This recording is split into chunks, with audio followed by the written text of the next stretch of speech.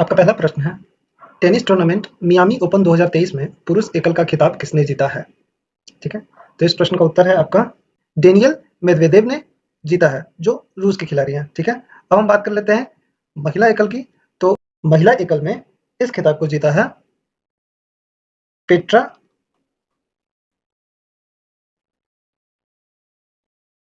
Kvitova ने। ठीक है, वही हम बात करते हैं मियामी ओपन के पुरुष युगल के बारे में। तो युगल खिताब जो है पुरुष में जीता है इन्होंने, एक है सेंटियागो गोंजालेज, एक है सेंटियागो गोंजालेज, सेंटियागो गोंजालेज जो मैक्सिको से आते हैं, और दूसरे खिलाड़ी का नाम है जो पुरुष युगल में जीता है एडवर्ड रोजर।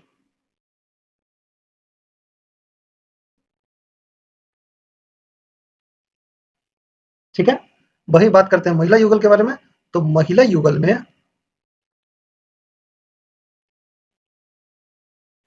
में इस खिताब को जीता है एक है कोको गॉफ,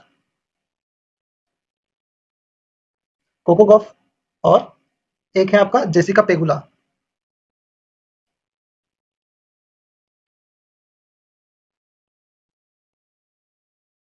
जेसिका पेगुला। ठीक है, बात कर लेते हैं मियामी ओपन के संस्करण के बारे में। तो मियामी ओपन का यह 38वां संस्करण था। ठीक है, ये 21 मार्च से 2 अप्रैल 2023 तक फ्लोरिडा के हार्ड रॉक स्टेडियम में खेला गया था। तो आप इस प्रकार इस प्रश्न का उत्तर हुआ आपका मियामी ओपन 2023 में पुरुष एकल का खिताब डेनियल मेदवेदेव ने जीता है। ठीक है, अब बढ़ते हैं अगले प्रश्न की तरफ।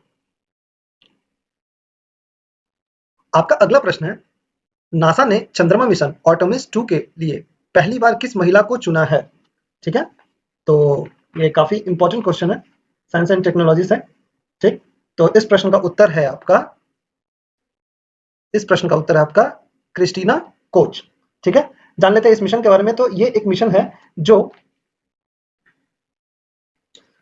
ये एक ऐसा मिशन है जो आगे के गहरे अंतरिक्ष अन्वेषणों का मार्ग प्रशस्त करेगा। मतलब फ्यूचर में जो भी इन्वेंशंस होंगे अंतरिक्ष में, उसके लिए एक रास्ता तैयार करेगा, और ये अपने आप में एक बहुत ही इंपॉर्टेंट मिशन है। यह 10 दिवसीय मिशन है जो नवंबर 2023 में अस्थायी रूप से लॉन्च किया जाना है। कहने का मतलब है इस मिशन को, जो 10 दिनों का ये मिशन है, 10 दिवसीय मिशन है, इसको अस्थायी रूप से नवंबर 2024 में लॉन्च किया जाना है। ठीक है, और इसके लिए जो है 4 लोगों का चयन किया गया है, जिसमें से एक महिला है। ठीक है, 4 लोगों का चयन किया गया है, और नासा ने 50 साल के ब्रेक के बाद चंद्रमा मिशन आर्टेमिस 2 के लिए 4 अंतरिक्ष यात्रियों के नाम जारी किए हैं, जिसमें से आपका एक पहला नाम है क्विटर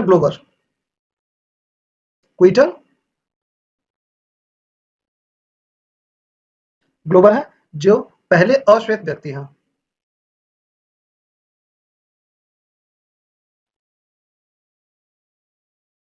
ठीक है, उसके बाद आता है आपका दूसरे नंबर पे रीड वाइसमैन।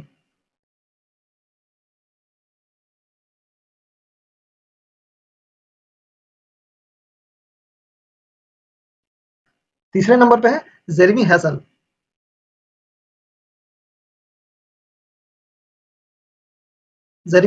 और चौथे नंबर पे है क्रिस्टीना कोच।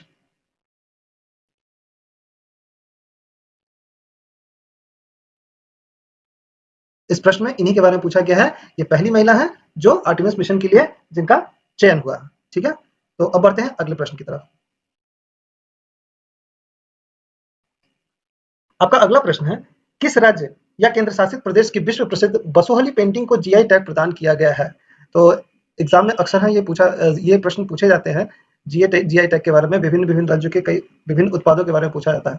तो इस बार इस प्रश्न में पूछा गया बसोहली पेंटिंग के बारे में। तो बसोहली पेंटिंग क्या है, जान लेते हैं इसके बारे में। बसोहली जो जनरली एक जम्मू कश्मीर में कठुआ जिले का कठुआ एक जिला है जम्मू कश्मीर में, वहाँ एक शहर है बसोहली, जहाँ की पेंटिंग काफी ज्यादा फेमस है। इस पेंटिंग के बारे में एक ऐसी मान्यता है कि 17वीं शताब्दी में 17वीं सदी में हिंदू पौराणिक कथाओं, मुगल लघु तकनीकों और स्थानीय पहाड़ियों की लोक कला का ये मिश्रण है, जो पेंटिंग की विशिष्ट शैली के रूप में 17वीं एवं 18वीं सदी में विकसित हुई थी। इस पेंटिंग की सबसे बड़ी इस प्रोडक्ट की सबसे बड़ी खासियत है कि ये जम्मू और कश्मीर का पहला स्वतंत्र जीआई टैग है। मतलब जम्मू कश्मीर का ये पहला स्वतंत्र जीआई टैग है। ठीक है। अब बात करते हैं जम्मू कश्मीर के किसी और प्रोडक्ट के बारे में जिसको जीआई टैग मिला है। तो इसमें एक और फेमस है आपका कश्मीर केसर। कश्मीर केसर एक प्रोडक्ट है जिसको जीआई टैग मिला है। एक हाल ही में एग्जाम में पूछा जाता है हिमाचल प्रदेश में, तो हिमाचल प्रदेश के भी कुछ प्रोडक्ट हैं जो काफी ज्यादा फेमस था यूरोप में जाने के लिए, कांगड़ा चाय जिसको जीआई टैग मिला था। उसके बाद एक और है हिमाचली चुल्ली तेल। हिमाचली चुल्ली तेल को भी जीआई टैग मिला हिमाचल प्रदेश में। ठीक है। तो इस प्रश्न का आपका अभिष्ट उत्तर हो गया बसोहली पेंटिंग, जो जम्मू कश्मीर का एक प्रोडक्ट है, उसे हाल ही में जीआई टैग मिला है। अब बढ़ते हैं अगले प्रश्न की तरफ। आपका अगला प्रश्न है कि केंद्र सरकार ने 15 वर्ष से अधिक आयु के लोगों को साक्षर बनाने के लिए किस 5 वर्षीय योजना को शुरू किया है? ठीक है। तो इस प्रश्न का उत्तर है आपका न्यू इंडिया लिटरेसी प्रोग्राम। तो इसके बारे में जान लेते हैं। न्यू इंडिया लिटरेसी प्रोग्राम ये काफी ज्यादा इंपॉर्टेंट क्वेश्चन है अपने आप में, इसीलिए अप्रैल के मोस्ट इंपॉर्टेंट क्वेश्चन में इसको रखा गया है। 5 वर्षीय योजना है न्यू इंडिया लिटरेसी प्रोग्राम, जो केंद्र सरकार ने 15 वर्ष से अधिक आयु के लोगों को साक्षर बनाने के लिए शुरू किया है। ठीक है। इस योजना का उद्देश्य हो गया, इस योजना का मेन फोकस पॉइंट है कि 5 करोड़ लोगों को साक्षर बनाना है। 5 करोड़ लोगों को साक्षर बनाना है जो वर्तमान में पढ़ने या लिखने में असमर्थ हैं। इसे वित्तीय वर्ष 2023 में, फाइनेंशियल ईयर 2022-23 में, फाइनेंशियल ईयर 2022-23 से 2026-27 के दौरान इस पे 1000 करोड़ रुपए से अधिक वित्तीय परिव्यय के साथ इसको लॉन्च किया गया। मतलब 1000 करोड़ रुपए से अधिक इसमें खर्च किया जाना है इन 5-6 सालों के दौरान। ओके। तो 15 वर्ष से अधिक आयु के लोगों को साक्षर बनाने के लिए किस पंचवर्षीय योजना को शुरू किया गया है? तो वो है आपका न्यू इंडिया लिटरेसी प्रोग्राम। ठीक है। अब बढ़ते हैं अगले प्रश्न की तरफ। आपका अगला प्रश्न है भारत ने विदेश व्यापार नीति 2023 में किस वर्ष तक निर्यात को 2000 अरब डॉलर तक पहुंचाने का लक्ष्य रखा है? अक्सर भारत सरकार के जो आगामी लक्ष्य है उसके बारे में अक्सर एग्जाम में ये प्रश्न पूछे जाते हैं। तो इस प्रश्न का उत्तर है आपका विदेश व्यापार नीति 2023 के तहत जो है निर्यात को 2000 अरब डॉलर तक पहुंचाने का लक्ष्य रखा गया है। तो ये लक्ष्य भारत सरकार ने 2030 तक या उससे पहले इसको पूरा करने का लक्ष्य रखा है। ठीक है। तो विदेश व्यापार नीति की हाल ही में लागू हुई थी, उसमें इसे एक लक्ष्य के तौर पर रखा गया कि 2030 तक 2000 अरब डॉलर तक निर्यात को पहुंचाना है। भारत सरकार के कई और लक्ष्य हैं जो जिसे 2030 तक पूरा करना है, उसके बारे में भी थोड़ा जान लेते हैं। तो 2030 तक भारत सरकार ने मलेरिया उन्मूलन का भी टारगेट रखा है।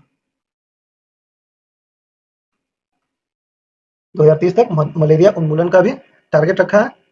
एक और टारगेट है 500 गीगावाट 500 गीगावाट ऊर्जा प्राप्त करने का लक्ष्य। 500 गीगावाट ऊर्जा प्राप्त करने का लक्ष्य। एक और है आपका 280 गीगावाट 280 गीगावाट सौर ऊर्जा प्राप्त करने का लक्ष्य।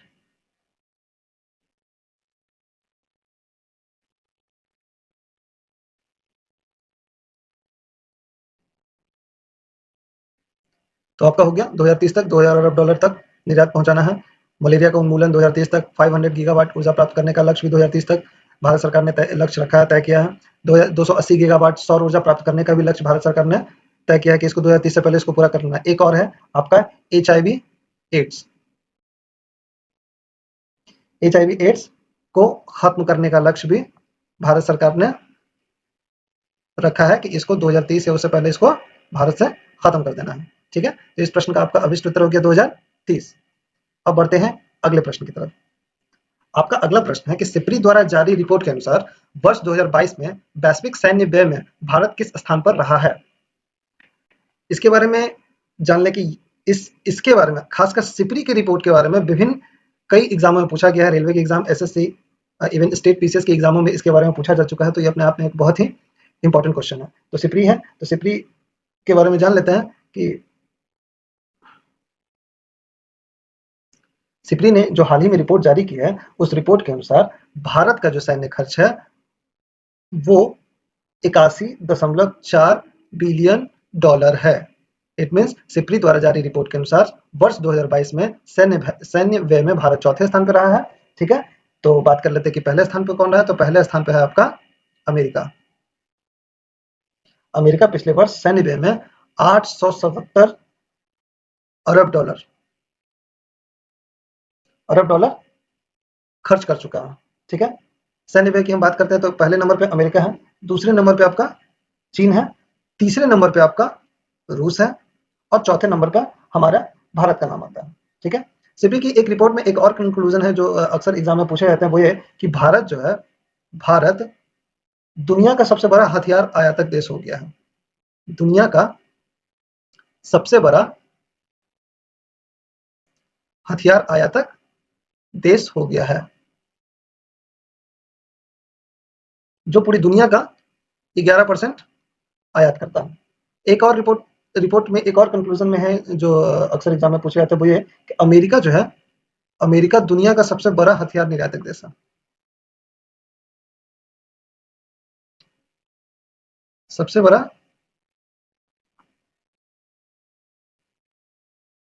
हथियार निर्यातक है, जो पूरी दुनिया का 40% हथियार निर्यात करता है। तो इस प्रश्न के अनुसार हो गया कि सिप्ली ने जो रिपोर्ट जारी की उसमें वर्ष 2022 में वैश्विक सैन्य व्यय में भारत का स्थान चौथा है। पहले स्थान पे अमेरिका है जो 877 अरब डॉलर खर्च कर चुका है, दूसरे स्थान पे चीन, तीसरे पे रूस, चौथे पे भारत है।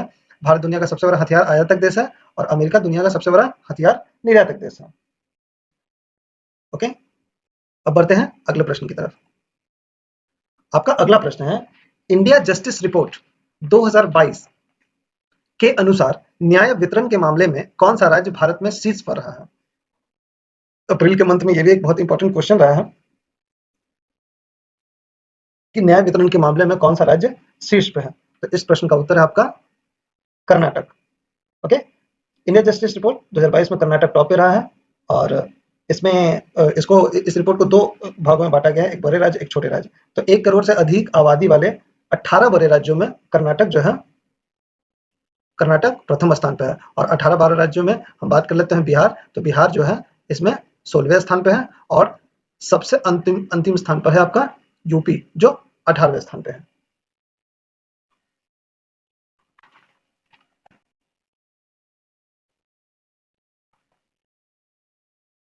तो थोड़ा सा हम इसके बारे में जान लेते हैं कि इंडिया जस्टिस रिपोर्ट ये एक्चुअली है क्या। तो इंडिया जस्टिस रिपोर्ट दूसरों के बीच centre for social justice, common cause and commonwealth human rights initiative के सहयोग से टाटा ट्रस्ट की एक पहल है। इट मीन्स ये जो है टाटा ट्रस्ट की एक पहल है, वही सभी सभी के लिए social justice, common cause, commonwealth human rights initiatives के लिए। ठीक है, और इस रिपोर्ट का सबसे पहला प्रकाशन हुआ था 2019 में। ठीक है, तो इस प्रकार इस प्रश्न का अभिष्ट उत्तर हो गया आपका कर्नाटक, जो न्याय वितरण के मामले में शीर्ष पर है।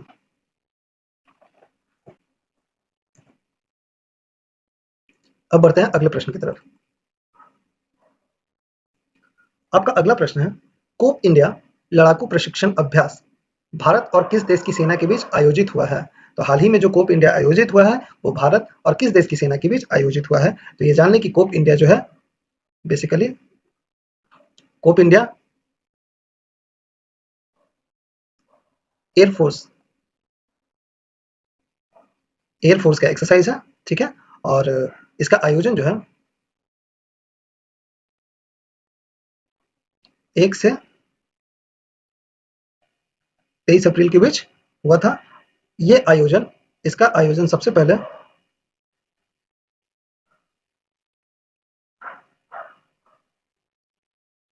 2004 में हुआ था। इस प्रशिक्षण अभ्यास के 2 चरण हैं। पहला चरण में हवाई गतिशीलता पर ध्यान दिया जाएगा। दूसरे चरण में जिसका आयोजन कलाईकुंडा एयरबेस पश्चिम बंगाल, ये भी जान लें कि बेसिकली पहले चरण में हवाई गतिशीलता पर ध्यान देना है और दूसरे चरण में युद्धाभ्यास करना है। तो इसका जो आयोजन स्थल है पश्चिम बंगाल का कलाई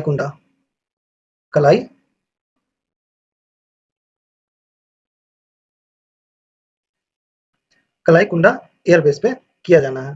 ठीक है, इसमें इस इसमें जो शामिल विमान है वो कौन-कौन से होंगे। तो इसमें जो शामिल विमान है F-15 स्ट्राइक जो अमेरिका का है, बाकी भारत का है सुखोई 30 MKI, ठीक है। तो इस प्रकार कोप इंडिया 2023 जो प्रशिक्षण अभ्यास है वो भारत और अमेरिका की वायुसेना के बीच आयोजित किया गया है 1 अप्रैल से 23 अप्रैल के बीच। इसका स्थान कलाईकुंडा एयरबेस, पश्चिम बंगाल है। ओके, अब बढ़ते हैं अगले प्रश्न की तरफ। आपका अगला प्रश्न है, समुद्री व्यापार को बढ़ावा देने के लिए राष्ट्रीय रसद पोर्टल मरीन का सागर सेतु मोबाइल ऐप किसने लॉन्च किया है? ठीक है, तो ये इस प्रश्न का अभिष्ट उत्तर है आपका,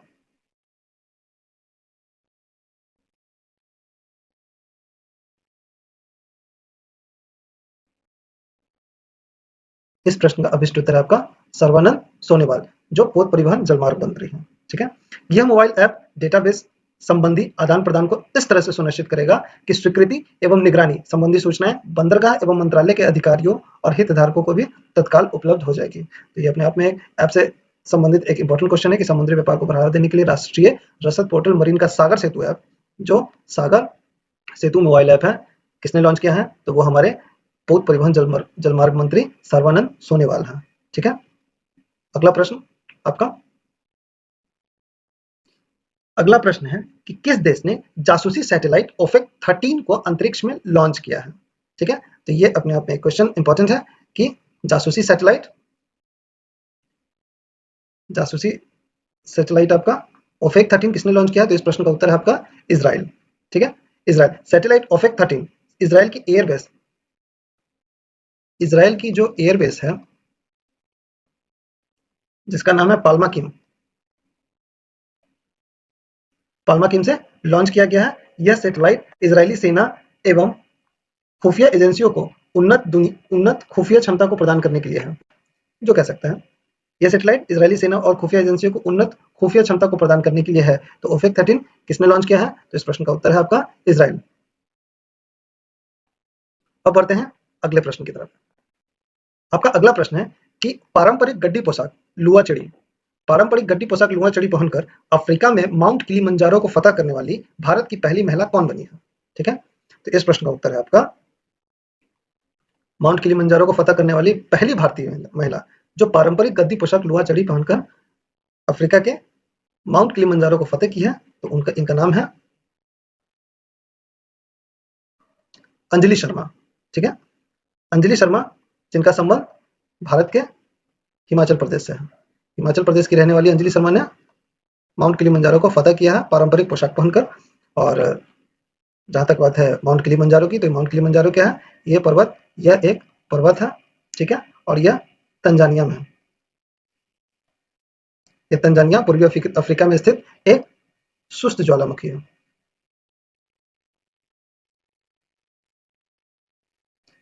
माउंट किलिमंजारो एक पर्वत है जो तंजानिया में है, पूर्वी अफ्रीका में एक सुस्त ज्वालामुखी है, और यह अफ्रीका का सबसे ऊंचा पर्वत है। ओके, तो आपका माउंट किलिमंजारो को फतह करने वाली भारत की पहली महिला जो पारंपरिक पोशाक में गई थी लुआ चढ़ी, उनका नाम है अंजलि शर्मा।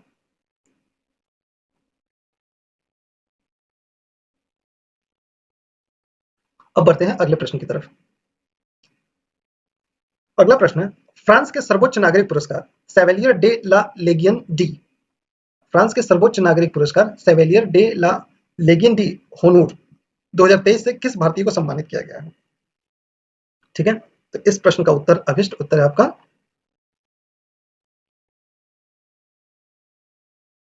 किरण नादर। ठीक है, किरण नादर। आइए किरण नादर के बारे में जान लेते हैं। तो किरण नादर कला संग्रह करता है। किरण नादर को भारत के में फ्रांस के राजदूत इमैनुअल लैलन ने सेवेलियर डे ला लेगेन डी होनूर, knight of the legion of honour, इसको एक और नाम बोलते हैं, इस अवार्ड को बोला जाता है knight of the legion of the honour award. ठीक है, तो knight of the legion of the honour award से सम्मानित किया गया है भारत की किरण नादर को। एक और राष्ट्र ने, एक और देश ने हमारे एक बहुत बड़े उद्योगपति और सम्मानित व्यक्ति को सम्मानित किया है, रतन टाटा। रतन टाटा को ऑस्ट्रेलिया के सर्वोच्च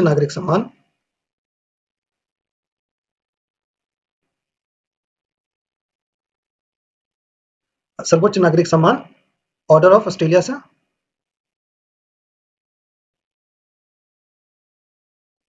सम्मानित किया गया। तो किरण नादर को knight of the legion of the honour France से सम्मानित किया गया है और रतन टाटा को सर्वोच्च नागरिक सम्मान ऑस्ट्रेलिया का ऑर्डर ऑफ ऑस्ट्रेलिया से सम्मानित किया गया है। ठीक है, अब बढ़ते हैं अगले प्रश्न की तरफ। आपका अगला प्रश्न है, आईसीसी मेंस टी20 क्रिकेट में अंपायर बनने वाली पहली महिला कौन बनी है? ठीक है, तो आईसीसी मेंस टी20 क्रिकेट में अंपायर बनने वाली पहली महिला है आपकी न्यूजीलैंड की किम कॉटन। किम कॉटन पहली महिला है। न्यूजीलैंड की किम कॉटन श्रीलंका के खिलाफ न्यूजीलैंड के दूसरे मैच के दौरान पूर्ण सदस्य पुरुषों के टी20 इंटरनेशनल में पहली महिला ऑन फील्ड अंपायर बनी है। ठीक है, पहली महिला on field umpire Kim cotton New Zealand की। अगला प्रश्न है आपका, किस भारतीय शहर ने लगातार दूसरी बार tree city of the world 2022 का खिताब जीता है? तो tree city of the world का खिताब आपका किस शहर ने जीता है? तो भारत के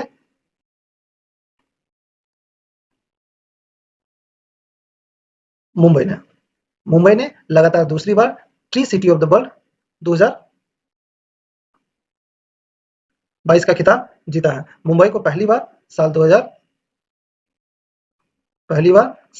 2019 में यह अवार्ड दिया गया था और अब साल 2022 के लिए लगातार दूसरी बार tree cities of the world 2022 से सम्मानित किया गया।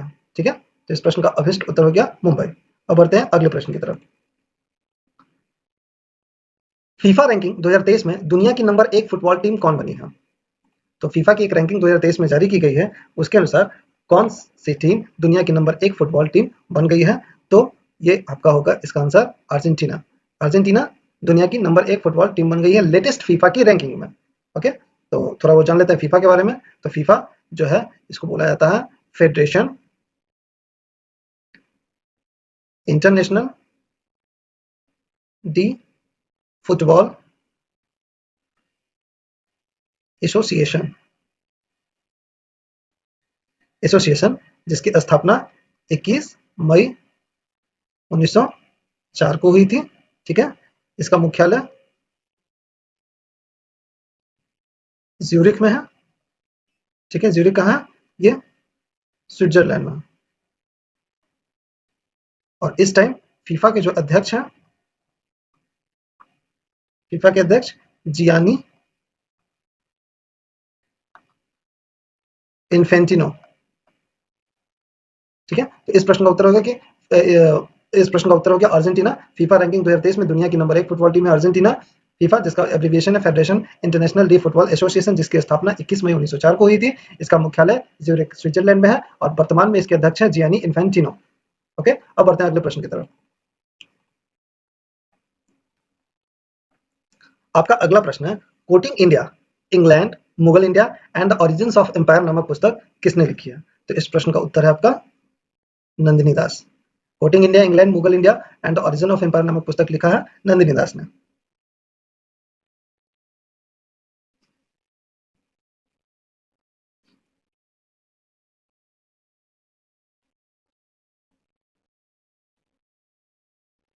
अगला प्रश्न है आपका, भारत की पहली सौर ऊर्जा संचालित पर्यटक नाव सूर्यांशु। भारत की पहली सौर ऊर्जा संचालित पर्यटक नाव सूर्यांशु किस राज्य में लॉन्च की गई है?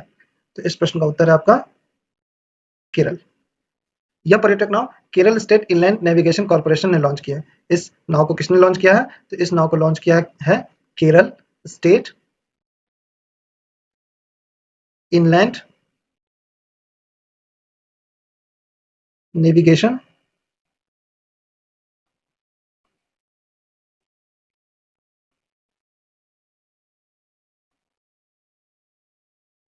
कॉर्पोरेशन। इस नाव को किसने लॉन्च किया? Kerala state inland navigation corporation ने इस स्टेट को इस नाव को लॉन्च किया है। ठीक है, आइए जान लेते हैं केरल के बारे में। तो केरल जो है, केरल जिसका गठन कब हुआ था? इसका गठन 1 नवंबर 1956 में हुआ था। इसकी राजधानी तिरुवनंतपुरम है। इस समय इनके सीएम कौन है? Pinarayi Vijayan.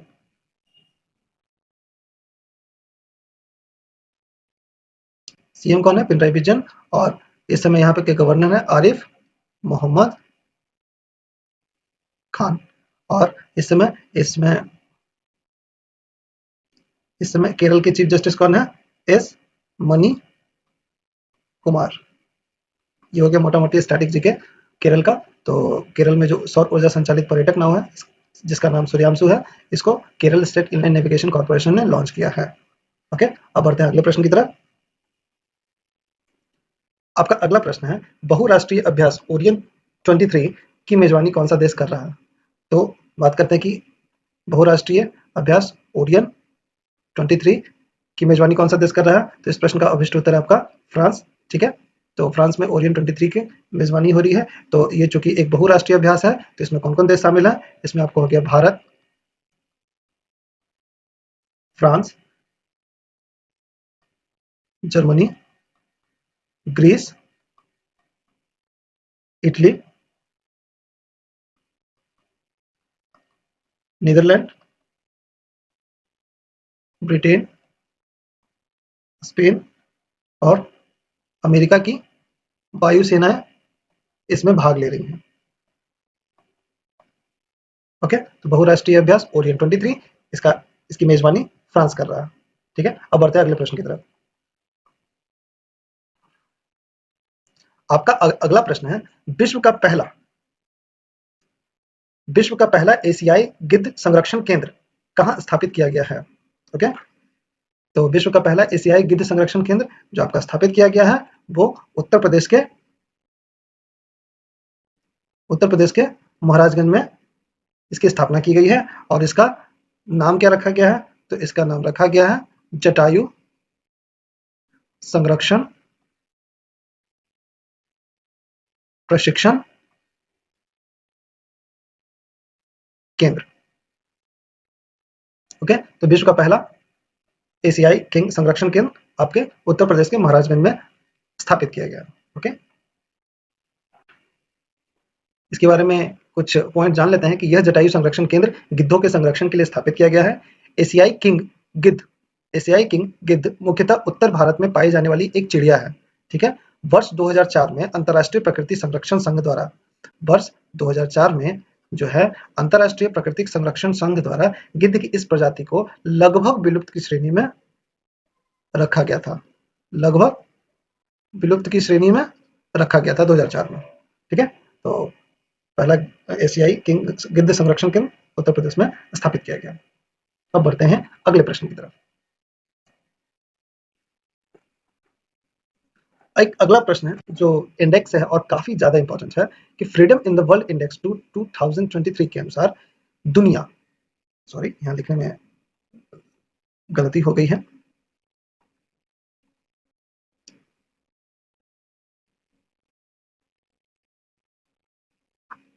Freedom in the world index 2023 के अनुसार दुनिया में सबसे कम आजाद देश का दर्जा किसे मिला है? ठीक है, तो इसमें जो है आपका इसका आंसर आपका तिब्बत होगा। और तिब्बत के साथ साथ और दो देश है, मतलब कुल 3 देशों को एक साथ सबसे कम आजाद देश का दर्जा मिला है। चूंकि ये जो रिपोर्ट है freedom in the world index, ये जो है इसको जारी करने वाली जो संस्था है उसका नाम है ग्लोबल वॉचडॉग फ्रीडम हाउस।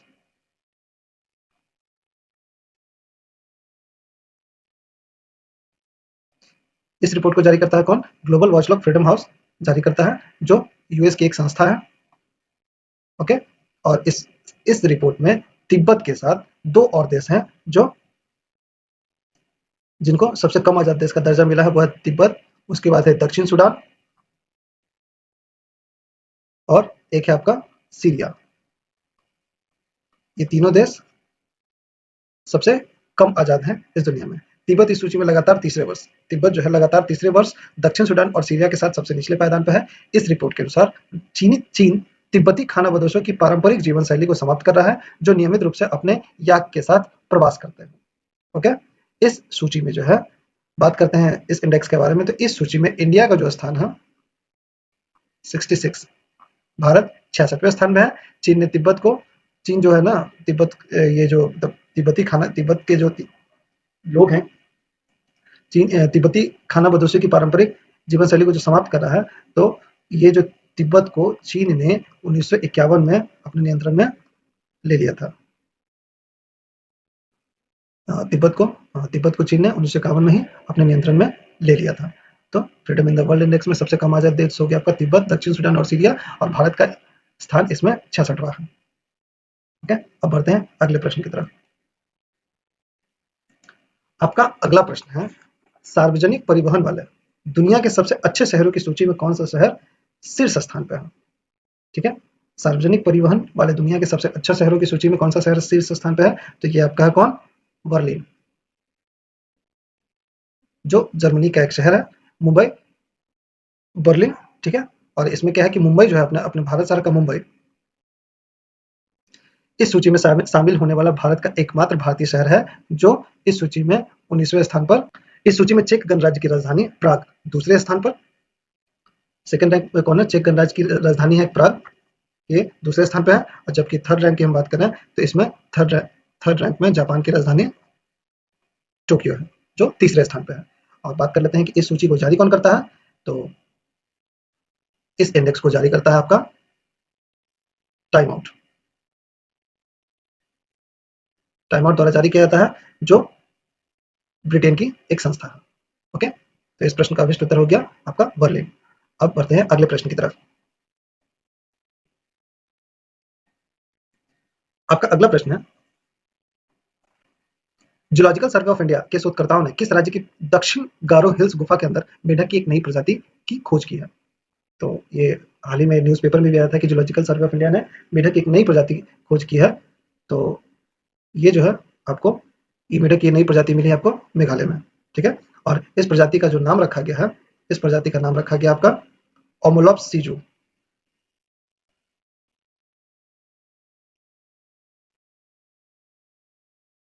ओमोलॉप्स सीजू इस मेंढक का नाम रखा गया है। ठीक है, तो मेढक की नई प्रजाति ओमोलॉप्स सीजू की खोज हुई है मेघालय में जूलॉजिकल सर्वे ऑफ इंडिया के द्वारा। अगला प्रश्न है आपका, टाइगर रिजर्व प्रबंधन एवं प्रभावी मूल्यांकन रिपोर्ट 2022 की उत्कृष्ट श्रेणी में कौन सा टाइगर रिजर्व पहले स्थान पर रहा है? तो टाइगर रिजर्व प्रबंधन एवं प्रभावी मूल्यांकन रिपोर्ट में कौन सा टाइगर रिजर्व पहले स्थान पर है? तो इस प्रश्न का उत्तर है आपका Periyar tiger reserve, Kerala. Okay, तो पेरियार टाइगर रिजर्व जो है एक स्कोर होता है 94.35 MEE स्कोर के साथ पहले स्थान पर रहा है।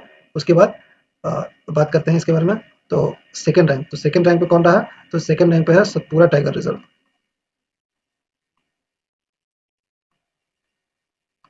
सतपुरा टाइगर रिजर्व दूसरे स्थान पे रहा है। और इस लिस्ट में तीसरे स्थान पे है आपका बांदीपुर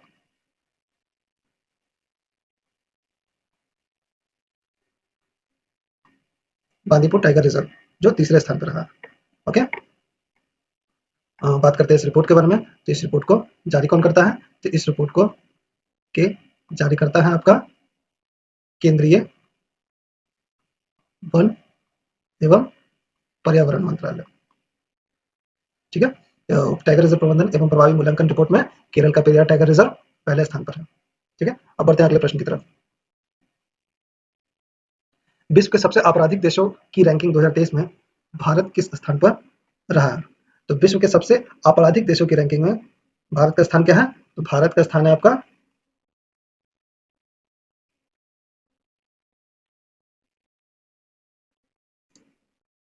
77वां। ओके, इस सूची में वेनेजुएला को शीर्ष स्थान मिला। वेनेजुएला को शीर्ष स्थान दिया गया है। इसके बाद दूसरे नंबर पर है पापुआ न्यू गिनी। तीसरे नंबर पे आपका अफगानिस्तान। ठीक है, सबसे ज्यादा आपराधिक देश में आपका पहले नंबर पे वेनेजुएला है, दूसरे नंबर पे पापुआ न्यू गिनी है, तीसरे नंबर पे अफगानिस्तान है। भारत का स्थान इसमें 77वां है। जबकि तुर्की, जर्मनी और जापान सबसे कम आपराधिक देशों में 92, 100 और 135वें स्थान पर रहा है। और इसको जो इस रिपोर्ट को जो जारी करता है वो है आपका world of statistics. World of statistics द्वारा ये रिपोर्ट जारी की जाती है। भारत का स्थान इसमें 77वें स्थान पर है। अब आते हैं अगले प्रश्न की तरफ। भारत की पहली अंडर वाटर मेट्रो ट्रेन का सफल ट्रायल किस शहर में हुआ है? तो भारत की पहली अंडर वाटर मेट्रो ट्रेन का ट्रायल कहाँ हुआ है? तो इस प्रश्न का उत्तर है आपका कोलकाता। इस ट्रायल के दौरान मेट्रो रेल को हुगली नदी के नीचे हुगली नदी के नीचे 520 मीटर के टनल में संचालित किया गया है। ओके, 520 मीटर के टनल में संचालित किया गया है। इस ट्रेन के शुरू होने के साथ ही हावड़ा मेट्रो स्टेशन भारत का सबसे गहरा मेट्रो स्टेशन बन जाएगा। इट मीन्स जैसे ही लॉन्च होगा उस हिसाब से हावड़ा मेट्रो स्टेशन सबसे गहरा मेट्रो स्टेशन बन जाएगा, जिसका डेप्थ लगभग 33 मीटर रहेगा। आपका अगला प्रश्न है कि बच्चों के लिए ऑक्सफोर्ड मलेरिया वैक्सीन को मंजूरी देने वाला पहला देश कौन बना? तो ऑक्सफोर्ड मलेरिया वैक्सीन को मंजूरी देने वाला पहला देश बना गया आपका घाना। ठीक है, और बच्चों के लिए ऑक्सफोर्ड मलेरिया वैक्सीन को मंजूरी देने वाला पहला देश कौन बना है? घाना। ठीक है, और इस टीके का नाम, ये जो वैक्सीन है, इस टीके का नाम है R21 या मैट्रिक्स एम। घाना में मलेरिया जन्म स्थलीय और सतत होता है, जहां 2021 में मलेरिया के लगभग 5.3 मिलियन मामले और 12,500 मौतें दर्ज की गई। घाना में ये जन्म स्थलीय मामला है। तो इस प्रकार घाना ने ऑक्सफोर्ड मलेरिया वैक्सीन को मंजूरी दे दिया है और इस टीके का नाम है आपका R21 या मैट्रिक्स एम। ओके, बात कर लेते हैं घाना के बारे में। तो घाना जो है पश्चिम अफ्रीका का एक देश है जिसकी राजधानी अक्रा है। ठीक है, घाना पश्चिम अफ्रीका का एक देश है, इसकी राजधानी अक्रा है। आपका अगला प्रश्न है रक्षा वित्त और अर्थशास्त्र पर अंतर्राष्ट्रीय सम्मेलन 2023 का उद्घाटन किसने किया? तो रक्षा वित्त और अर्थशास्त्र पर अंतर्राष्ट्रीय सम्मेलन 2023 का उद्घाटन आपका भारत के रक्षा मंत्री राजनाथ सिंह द्वारा किया गया है।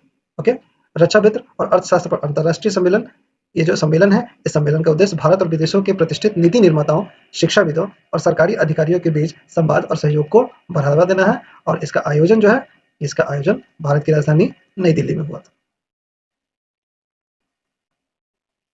ओके, तो रक्षा वित्त और अर्थशास्त्र पर अंतर्राष्ट्रीय सम्मेलन 2023 का उद्घाटन रक्षा मंत्री राजनाथ सिंह के द्वारा किया गया। अगला प्रश्न है आपका, पहले वैश्विक बौद्ध सम्मेलन 2023 की मेजबानी कौन सा देश करेगा? तो इस प्रश्न का उत्तर है पहले वैश्विक बौद्ध सम्मेलन 2023 की मेजबानी जो है, ये हमारे प्यारे भारत द्वारा किया जाना है। इस सम्मेलन की मेजबानी भारत करेगा। इस शिखर सम्मेलन का उद्देश्य बौद्ध शिक्षाओं और प्रथाओं की खोज करके जलवायु परिवर्तन, गरीबी और संघर्ष जैसी समस्याओं का समाधान खोजना है। ओके, तो पहले वैश्विक बौद्ध सम्मेलन 2023 की मेजबानी भारत देश करेगा। अगला प्रश्न है आपका, भारत की पहली हरित विमानन ईंधन उत्पादन इकाई कहाँ स्थापित की जाएगी? भारत की पहली हरित विमानन ईंधन उत्पादन इकाई कहाँ स्थापित की जाएगी? तो ये स्थापित की जाएगी आपकी हरियाणा के पानीपत में। ओके, इसके बारे में जान लेते हैं कि यह इकाई Indian oil corporation, it means IOCL, Indian oil corporation limited और अमेरिका की एक क्लीन एनर्जी टेक्नोलॉजी कंपनी है। अमेरिका की कंपनी है क्लीन एनर्जी कंपनी, जिसका नाम है लोंजाजेट। लोंजाजेट के साथ मिलकर लगाने वाली है। इस इकाई में IOCL की 50% हिस्सेदारी होगी। IOCL की हिस्सेदारी 50% होगी, जबकि लोंजाजेट इंक की हिस्सेदारी 25% होगी। बाकी 25% हिस्सेदारी एयरलाइन कंपनियों के एक समूह को दी जाएगी और बाकी जो 25% हिस्सेदारी है वो आपको एयरलाइन कंपनियों के समूह को दी जाएगी। ओके, तो भारत की पहली हरित विमानन ईंधन उत्पादन इकाई पानीपत में स्थापित की जाएगी। किस देश ने पेंगुइन 3 सैटेलाइट को अंतरिक्ष में लॉन्च किया है? तो इस प्रश्न का उत्तर है आपका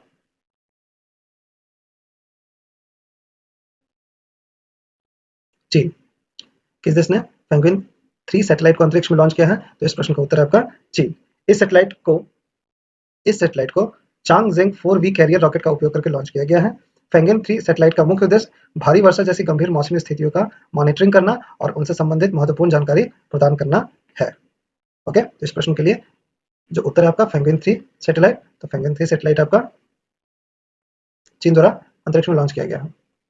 अगला प्रश्न है आपका, वीरता पुरस्कार पाने वाली भारतीय वायुसेना की पहली महिला अधिकारी कौन बनी है? वीरता पुरस्कार पाने वाली भारतीय वायुसेना इंडियन एयरफोर्स की पहली महिला अधिकारी जो है, उनका नाम है दीपिका मिश्रा। ओके, राजस्थान की दीपिका, ये जो है, ये राजस्थान से आती हैं। राजस्थान की दीपिका को मध्य प्रदेश में बाढ़ बाढ़ राहत अभियान के दौरान प्रदर्शित असाधारण साहस के कार्य के लिए वायुसेना पदक से सम्मानित किया गया है। अगला प्रश्न है आपका, सूडान में हो रही अशांतियों से अपने नागरिकों को बचाने के लिए भारत ने किस ऑपरेशन को शुरू किया है? तो सूडान में से जो अपने नागरिकों को बचाने के लिए भारत ने एक ऑपरेशन की शुरुआत की है। इस ऑपरेशन का नाम है आपका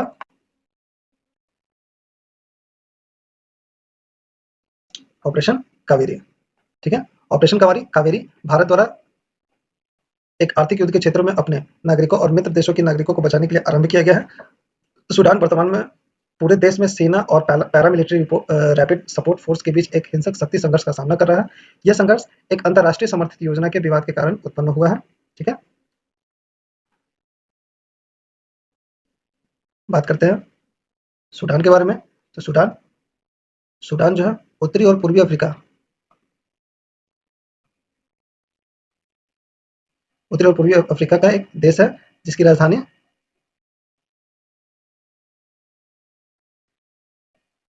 खार्तूम है। ठीक है, इस समय जो सूडान के राष्ट्रपति हैं, उनका नाम है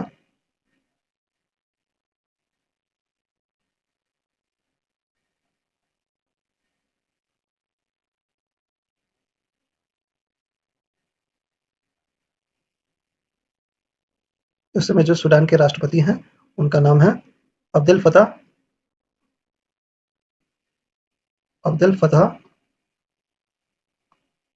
अल बुरहान।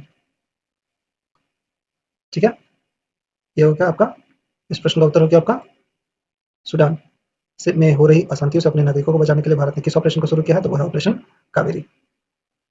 अगला प्रश्न है आपके कि भारत का जो पहला गांव है उसको किस नाम से जाना जाएगा? तो भारत का जो पहला गांव है उसका नाम हो गया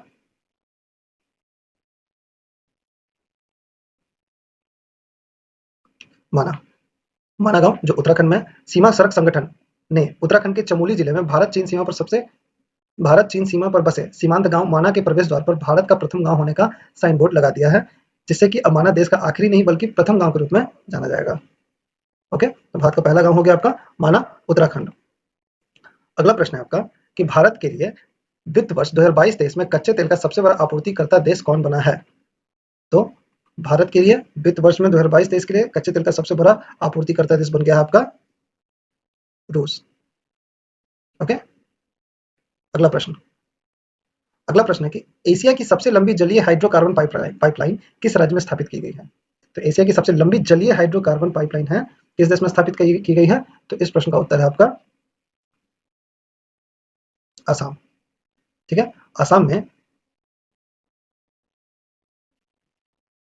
असम के जोरहाट और माजुली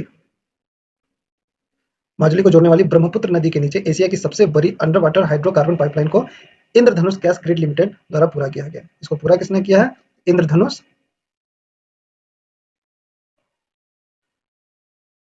गैस ग्रिड लिमिटेड द्वारा। ओके, तो ये थे आज के आपके top 35 question for the month of April. इस महीने के इस 35 क्वेश्चन में काफी इंपॉर्टेंट पॉइंट्स को रखा गया है, जो एग्जामिनेशन पॉइंट ऑफ व्यू से बहुत इंपॉर्टेंट है।